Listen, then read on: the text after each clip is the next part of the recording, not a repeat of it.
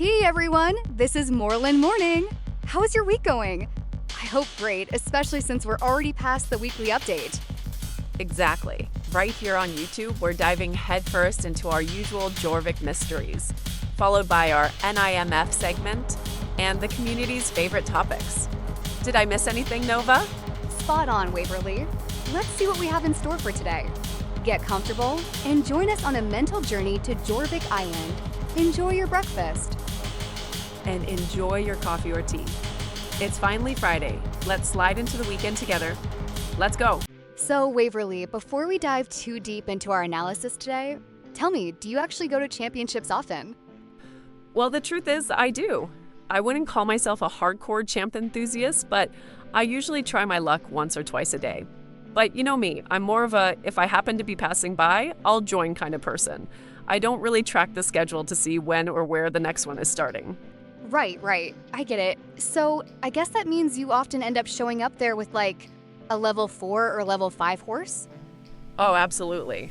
That's usually the case. So, as you can imagine, I am definitely not the championship queen.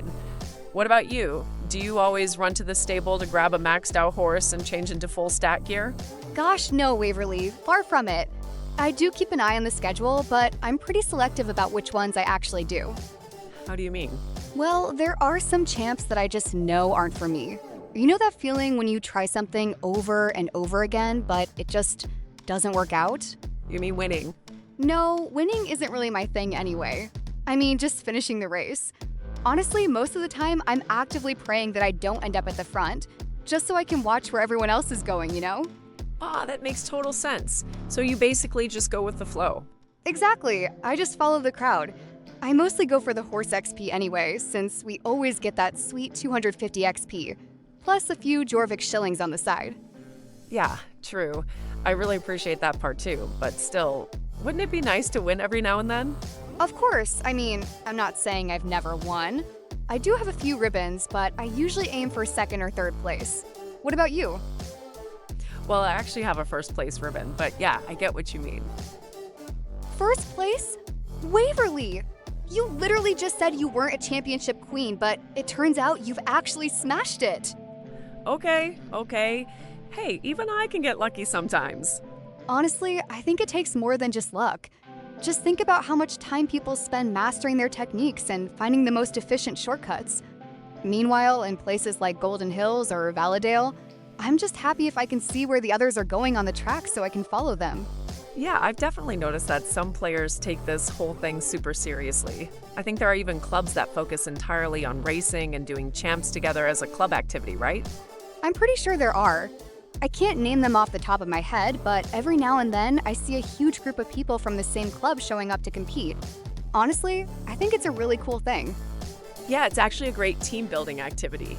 A bit of healthy competition is awesome, as long as it stays a game, of course. And that is the magic word right there. Waverly, a game should stay a game.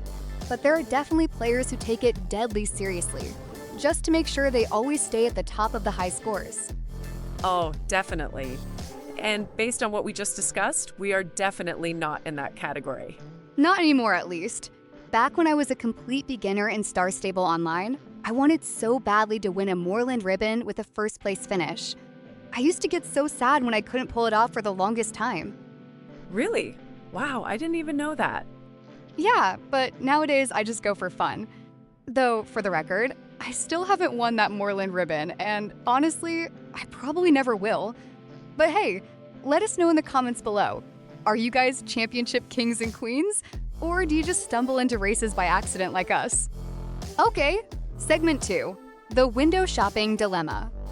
So anyway, speaking of those players who are incredibly skilled and basically professional athletes here on Jorvik Island, they have our absolute respect. Oh, 100%. Huge congratulations to all of them, honestly.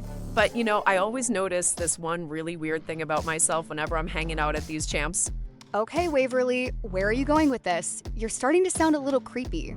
No, nothing bad. It's just people show up with all kinds of horses, wearing all sorts of different tack and outfits. Well, yeah, that's a given. Pretty much everyone is riding a different horse, and honestly, that's the beauty of it. Like, an Arabian can go head-to-head with a pony, and the pony could actually win. Exactly. But as they're all trotting around the starting line, getting all excited, sometimes my brain just gets this sudden magical shock. I'll look at a horse and think, whoa, a W. I need that horse right now. How have I never noticed how stunning it is? Ah, I see what's happening. So you basically fall head over heels for a horse model right there on the spot, and you're just standing there debating whether you should actually do the champ or just log off and buy it immediately? Yes. Honestly, there was one time I literally ditched the race just to go track down the horse and check it out. And did you just look at it? I have to confess, yes, that's exactly what happened to me recently with the Criollo. Oh, I need to hear this. Tell me more. So I rushed over to check it out, opened the buy menu with so much hype, watched it trot and gallop, and somehow the magic just faded. Honestly, I am not surprised at all. I mean, you're such a diehard Frisian fan. A Criollo would have been a pretty massive plot twist for you. But hey, you do you. It's your stable. I just know that for you, the Frisian is the absolute best of. Oh, the Frisian rules above everything else. You know me too well. Honestly, looking back, I don't even know what possessed me, but you know how shopping malls work, right? Yeah? Think about those beautifully decorated storefronts at clothing or jewelry boutiques. The perfect lighting, the items placed at the exact right angle. You take one look and you just want to run inside and throw your money at them because it feels like that exact item was made just for you. Ah, I totally get what you mean. Yeah, I think a lot of us know that feeling. It's classic impulse buying. And shame on me, I try so hard to fight it, but I definitely fall victim to it sometimes too. Right. But the exact opposite happens in Star Stable. I see the horse out in the wild, actually in use, before I see it in the shop.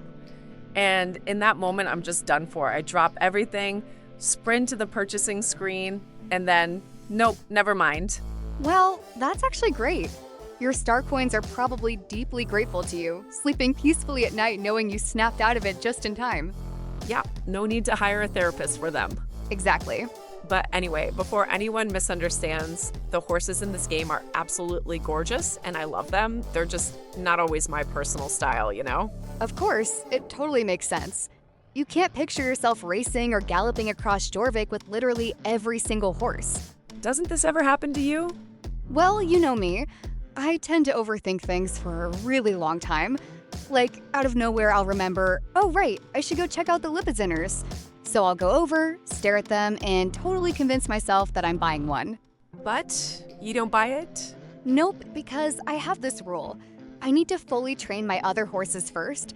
I usually only buy a new one if all my current ones are already at level 15. Wow, you're so disciplined. Seriously, do you actually always stick to that? Well, no. Of course not. Every now and then, the horses definitely start piling up. But when that happens, I get really strict with myself. The newest one, which I obviously bought because I wanted to ride it this exact second, can only leave the stable once I'm completely finished with the others. Wow, that literally sounds like being grounded, but like Nova's customized version of horse prison. Pretty much, yeah, but isn't it just the best feeling ever to look at your stable and see that only one horse is missing its gold nameplate? I mean, sure, that probably feels great, but personally, I prefer the feeling of just riding a horse I'm currently obsessed with. But hey, I totally respect your grind. I know. I'd probably prefer that too, but hey, this is just my own little toxic trait. That's just who I am. Fair enough. But hey, let us know in the comments. Are you an impulse buyer like me, or do you have strict stable rules like Nova? Okay, segment 3. NIMF-SO. The NPC is my friend, Justin Moorland. Speaking of strict rules, Waverly, Yes, Nova. do you think Thomas Moorland is a strict father? In his own way, maybe. But from the outside, he honestly seems pretty lenient to me. At least, that's my impression. So you don't think Justin had to face a iron-fisted dad growing up? No, I don't think so. If anything, I feel like Jasper's more the type to be a bit strict, because of the generational gap and all those misunderstandings. But honestly, I really like him too. I think he has a genuinely sharp, dry sense of humor. Totally, yeah. The old man can be pretty hilarious. He's such a lovable character, but at the end of the day, Justin is our main star for today's NIMF segment. So let's dive into him. Oh, Justin, our resident drama king of Moorland Stables. Where do we even begin with him? Well, for starters, every single player who has ever stepped foot on Jorvik knows him. He's literally one of the very first faces we meet. But if you look past his cool jacket and that slightly moody look, he actually has a pretty deep and, honestly, kind of tragic backstory. Right. I mean, being the sole heir to the most famous stables in the area is already a lot of pressure. But remember when we first met him? He wasn't exactly acting like a model student. He was always getting into trouble, slacking off on chores, and poor Thomas was constantly stressing about him. Oh, absolutely. And let's not forget about Loretta and Maya. There was always so much unspoken tension and gossip around the Bobcat girls because of him. Loretta definitely had a bit of a soft spot for him, even if she tried to act all tough. Oh, 100%. The Moorland Drama Channel was always peak entertainment back then. But things took a super dark turn when the Dark Corps got involved and everything started going downhill. That whole storyline was wild. It really was, and without spoiling the big later quests for our newer listeners, Justin's life completely flipped upside down. He went from being this carefree, slightly rebellious stable boy to being caught right in the middle of some ancient Jorvik mysteries. Exactly. And what I love about him is that even when he makes, let's call them questionable choices, you can tell he's just trying to find his place in the world. He's trying to step out of his father's shadow. Beautifully said, Waverly. He's a deeply misunderstood character, but he's always there for his family and his horses when it truly matters. Plus, let's be honest, Moorland wouldn't be the same without him. Definitely not. So listeners, what's your take on Justin? Do you think he's just a spoiled brat, or is he a true hero in disguise? Leave a comment down below and let us know who we should invite to our NIMF couch next week. Loretta or Maya? Okay, segment 4, the bundle era, finding the balance. Speaking of shopping and managing our stable budgets, Waverly, let's talk about how much horse shopping has changed in Jorvik lately. It's definitely been a huge talking point. Oh yeah, the fact that the old double star coin weekends are a thing of the past, and now we're fully in the bundle era. Exactly. And let's be fair, when Star Stable first made the switch, it was a pretty massive shock to the community. People loved the freedom of just having double coins to spend however they wanted. Oh, definitely. It took some getting used to, but now that it's been the norm for a while, if we look at our own stables, you and I actually end up buying these bundles quite a bit, don't we? We really do, and it's not because we just automatically love every single update, but strictly from a practical standpoint, it just works out so much better for us financially. Right. It's all about doing the math for your own play style. For us, since we love doing role plays and having our characters match, buying a bundle is way more convenient. It gives you the horse, the full tack, and a matching outfit all in one go, plus some extra star coins. If you tried to buy all of that separately from the global store, it would cost a fortune. That's so true. It completely skips the headache of trying to match colors from different shops, which we all know can be a bit of a struggle sometimes. Of course, it's not a perfect system. Sometimes you might love the horse but only care for half of the outfit, so there's always a bit of a trade-off. Yeah, the total freedom of choice isn't quite the same, but for players who love the full package look like we do, it genuinely saves a lot of coins and shillings. Exactly. It just happens to fit our specific style perfectly. But hey, everyone plays differently. We want to know how you guys feel about it. Have you found a way to make the bundles work for your wallet like we did? Or do you still find yourself missing the old double SC days? Let us know in the comments. Next, segment 5. Why do we actually play SSO? Routine, grinding, and magical horses. Let's chat a bit more casually for a moment. We've covered a lot of important topics today that brought major changes to Star Stable, to our lives, and to the whole community. I'm listening, Waverly. What's on your mind? I was just thinking, why do we actually still play Star Stable online? Wow, now that is a really good question. I actually need a second to think about that. Right? Because there are tons of other games out there that we could use to pass the time, but for some reason, we always end up right back here. Is it an addiction? If there's a good meaning to that word, then yes. But honestly, let's call it a routine instead. For me, it's definitely a routine by now. Meaning like a skincare or a hair care routine? Pretty much, yeah. I log onto the island almost every single day, And the very first thing I do is hop off my horse to take care of it. Feed it, water it, brush it. It's automatic. Wow, very disciplined. Thank you for the recognition. Don't you do the same? Usually, yes, but sometimes I log in with a specific goal in mind, so I jump straight into that, and horse care only crosses my mind halfway through. But hey, I always make up for it. I promise. See? Take notes, everyone listening. Always take care of your horses, because a happy horse is a faster horse. Exactly. Super useful for champs if you want to grab that first place ribbon. Yeah, and after that, I usually head out to train my horse. Wait, hold on. You train your horses every single day? Of course, it's actually a super relaxing experience for me. Relaxing? Oh my god, this is the first time I'm hearing this. I'm usually just waiting to finally get it over with. No way, I have a whole ritual for it. It's unique, but it works. A ritual? For training too? Yes, usually from Moorland to the riding arena, I just train normally, but after that, Oh boy, I'm almost scared to ask. Let's hear it. from there, I go straight to Fir Grove and just do the repeatable race over and over again. Wait, like 10 times? No, way more than that. I spam it because it gives 250 horse XP and the track is barely over a minute long. In the worst case scenario, I finish every minute and a half and collect the XP. That sounds brutal. How do you endure that? Isn't it boring? For me, never. The billions of XP just roll in. If I do it for an hour, that's 10,000 horse XP right there. Wow, talk about a business loophole. Well, now I get how you managed to survive the wait between buying new horses. Don't worry, I don't do this every single day. Yeah, I don't think I could do that. I'd rather just run around the map. The dressage arenas, for example, give 500 horse XP. True, but that's just nerve-wracking for me because I don't always remember which figure comes next. Well, sometimes it takes me a second try too. But for the most part, I clear the obstacles pretty smoothly.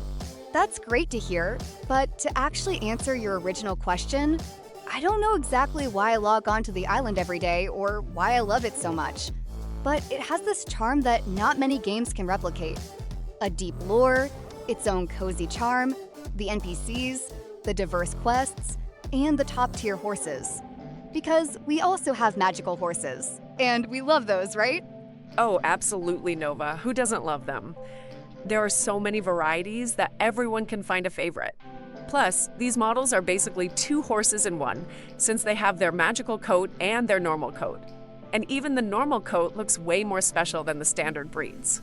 Speaking of which, we talked about bundles earlier, and now we're talking about special horses. Did you buy a bundle recently? Of course, that's not even a question. Which one did you choose? Nova, you are so sneaky.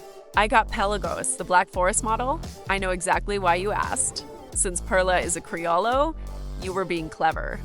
Maybe I was a little curious to see if you ended up getting a Criollo, since you mentioned recently that you changed your mind about the breed. Honestly, when I chose it, I wasn't even thinking about that. But truth be told, I might end up getting Perla too, because I actually really like its magical look. Definitely don't miss out on it. It looks amazing. I have Perla right now, but like I said, it's still resting because I have other horses ahead of it that aren't level 15 yet. And what about you guys at home? Which one do you like better? Or do you already own both models? Nova. Yes, go ahead. I was thinking as a closing topic, we should talk about whether video games are just a modern, privileged, useless whim in our lives. You know what I mean. Did we really just buy the Star Rider membership to spend our money on pixel horses for a joke? Sure, Waverly. Let's talk about that because it's actually a very interesting point. It's true that from the outside, to the uninitiated, that's exactly what it looks like for any game. I just hate my money, so I quickly spend it on an intangible, virtual world because I'm losing my mind, right? That is a pretty bizarre way to put it. Please guide me through your thought process. Bizarre, but not true. Gaming isn't just a modern form of entertainment. The act of playing is universal, completely independent of age or gender. Well, come to think of it, we also say that baby animals play, don't we? Exactly. And as you can see, we even initiate play with young animals ourselves. Just think about playing fetch with a dog. Of course, this works with adult and older animals too. Make no mistake. Right. So, can we actually say that play holds a critically important role in the animal kingdom as well? I definitely think so. It's the tool they use to develop their skills, establish social hierarchies, understand their body movements, test their limits, and gain experience before actual, real-life situations. You mean like defending territory and foraging for food? Or even escaping from predators. But that's not even the main point here. What matters is what follows from this. Looking at the time, we got sidetracked as usual. Well, basically, there is the manual form of play, like tag, hide and seek, and countless games that vary by nation, mostly played outdoors. Yes, ideally, open spaces are much better suited for tag than a small apartment, though cats and dogs probably beg to differ. I'm sure they do, but luckily for humans, indoor entertainment is also an option, whether it's board games or worlds accessible in digital, electronic formats. Like Star Stable Online. Exactly. And today, you can find plenty of research and data on the internet about the specific skills developed through different types of games. If we look at manual games in sports, they develop the physical body, reflexes, stamina, and spatial awareness. They prepare a person to move and react in the physical world. Yeah, putting it that way, it actually makes perfect sense. I've never analyzed this topic so deeply before, but it's really fascinating. Please go on. Waverly, almost anything in this world can be fascinating. It's just the target audience that differs. At least that's my opinion. But returning to digital games like Star Stable, they prepare you for the challenges of the modern era. They develop fine motor skills, cognitive abilities, strategic thinking, multitasking, meaning focusing on multiple things at once, digital navigation, and problem solving. Wow, now that's something. So you believe this kind of entertainment can actually be genuinely useful? Realistically, yes, because in its own way, everything has a purpose. And even if minimally, it can have a developmental effect, even in adulthood, I believe. To give you a personal example, in real life, navigation is pretty much my worst enemy. Yet, I can navigate completely comfortably and confidently across a virtual territory as massive as Jorvik because I've learned its patterns. True. That sounds very logical. And looking back, it actually helped me with money management too. I had to learn how to manage the in-game star coin currency. I had to figure out how not to blow the whole amount in a single day. Over the years, it made me a much more conscious consumer. I think that's truly commendable, especially since we've previously discussed just how impulsive your shopping habits can be. Well, I do get carried away sometimes, but I still don't go completely overboard. Only within reasonable limits, yes. Awesome! I'm genuinely glad to hear that. I'm definitely looking at this from a completely different perspective now. I think regardless of that, you can still just look at gaming as pure entertainment. Sure, but you know how much criticism gamers or hobby players get, often from their own families, saying that gaming is just a pure waste of time, and a waste of money, of course. Well, Waverly, I believe that whatever brings you joy without harming anyone else is never truly wasted time. Everyone has a different way of unwinding. Some people love hiking. Personally, I don't care for it, but as far as I'm concerned, their hobby or sport is perfectly fine. What a noble soul you are, Nova. Thanks. So, do you think those newly emerging, slightly weird sports are useful too? They are. They have their own enthusiasts. There are people who practice for hours, improve, learn, and achieve serious results, or they just do it for themselves. But the journey of their own progress makes them feel good. All right, then listen to this. Cooper's Hill cheese rolling. For nearly 200 years, a few dozen competitors have gathered annually in a small English village, attempting to race down a steep hillside as fast as possible just to catch a wheel of double Gloucester cheese rolled ahead of them. Wow. Interesting. Just listen. The event takes place in Brockworth. And every year, absolutely unbelievable videos of it go viral on social media. I highly recommend checking out the attached TikTok. Oh, wait a bit. Are there videos about this on TikTok?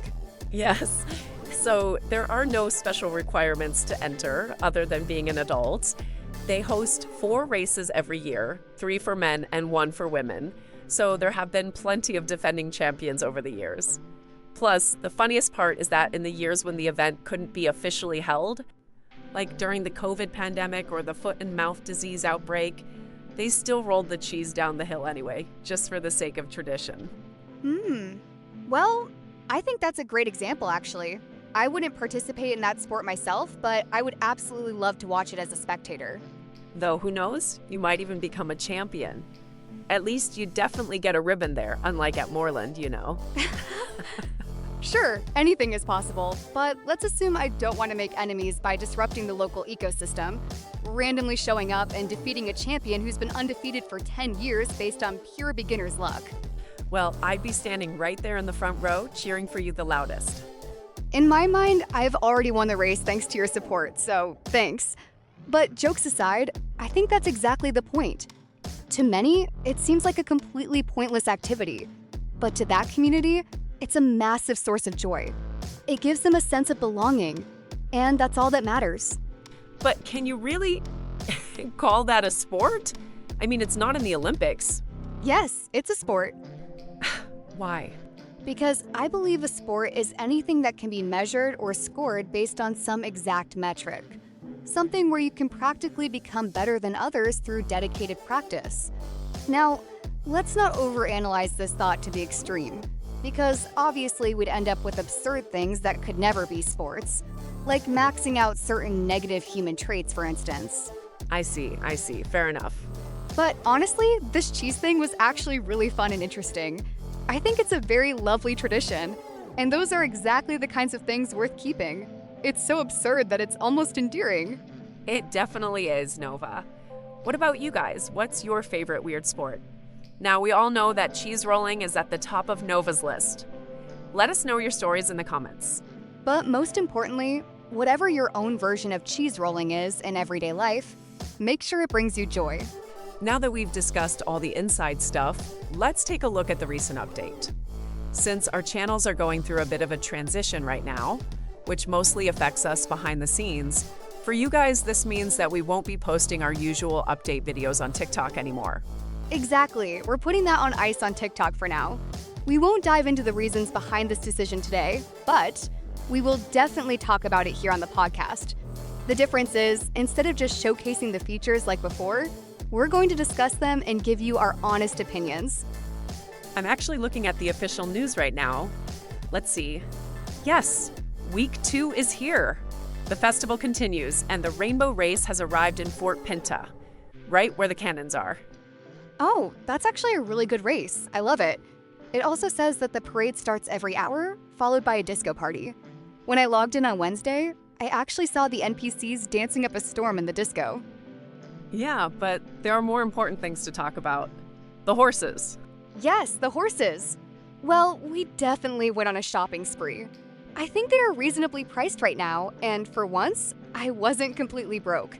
I managed to save up enough star coins. I actually bought 5 new horses. Really? Nova, what happened? Well, in that case, we'll definitely show you guys our favorites. Though my absolute all-time favorite is definitely Bronte. Oh, that one is gorgeous. So beautiful. Serenus is my favorite if I have to choose, but honestly, I bought the other one too because even though its non-magical coat looks great, its magical form is just insanely beautiful, and its movement is incredible. The thing is, I didn't really plan on collecting this many magical horses, but in the end, I just gave in. I totally get it. I didn't plan on it either. Though I'm already really looking forward to the Halloween horses. I'll definitely be burning through my star coins there. Luckily, I have plenty of time to save up until then, because right now, contrary to my usual philosophy, I just bought a whole bunch of horses, and now I have to train them. I currently have 6 horses waiting in line. Oh yeah. In the end, Nova and I agreed that I'd try out her method. I'm going to push through and train my horses one by one. Though with these new ones, every minute in the game will be a joy. For some reason, they made me really happy. To be completely honest, neither the previous weeks nor this current update inspired me all that much. Don't get me wrong, I'm glad it's here because it's a change, and you can tell they worked hard on it. Since it's a new horse model, there's the model photo shoot, and the summer season got a revamp too. But truthfully, lately I just train and do daily quests whenever I'm online. Yeah, same here. I check out the update, but it doesn't really pull me in. I try a few things here and there, whatever we got, but obviously it's not easy for the developers to blow people away every single week. Of course, I'm not saying these updates are useless, and I'm sure there are players who absolutely love them. It just didn't hit the spot for us this time. But regardless, I hope these updates brought you guys a lot of joy. Plus, maybe it's just this crazy weather, but I've been feeling so tired lately. As long as the game keeps me entertained, I log on, do some stuff. But honestly, I'm just happy if I don't melt away while sitting in my chair. I'd rather just turn on YouTube, find something mindless to watch, or listen to a chill podcast. Haha, totally understandable.